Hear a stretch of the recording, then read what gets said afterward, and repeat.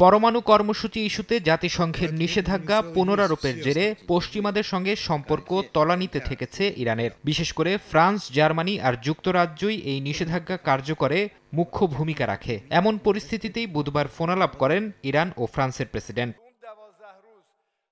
যুক্তরাষ্ট্র ও ইউরোপকেই এখন ইরানের প্রতি সততা ও আস্থা প্রদর্শনের বাস্তব পদক্ষেপ নিতে হবে বলে ইমানুয়েল ম্যাখোকে জানান মাসুদ পেজেশকিয়ান। বলেন, যুক্তরাষ্ট্রের সঙ্গে আলোচনার ক্ষেত্রে ইরানের অবস্থান সবসময় স্পষ্ট ছিল।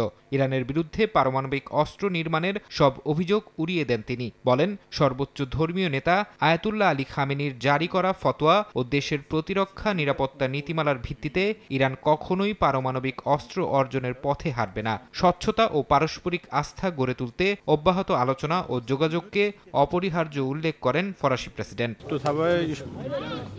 একই দিন পার্লামেন্টের বাইরে সাংবাদিকদের সঙ্গে আলাপকালে ইরানের পররাষ্ট্রমন্ত্রী আব্বাস আরাকচি বলেন, যুক্তরাষ্ট্রের সঙ্গে কোনো আলোচনা হলে তা হবে পারমাণবিক ইস্যু নিয়েই। তিনি জানান, অতীতে ওয়াশিংটন বারবার ক্ষেপণাস্ত্র ও আঞ্চলিক বিষয়ে আলোচনায় তুলতে চাইলেও তেহরানের অবস্থান সবসময়ই স্পষ্ট ছিল। একই সঙ্গে তিনি জানান, ৩ বছর ধরে গুপ্তচর বৃত্তির অভিযোগে আটক থাকা 2 ফরাসি নাগরিককে মুক্তি দিয়েছে ইরান।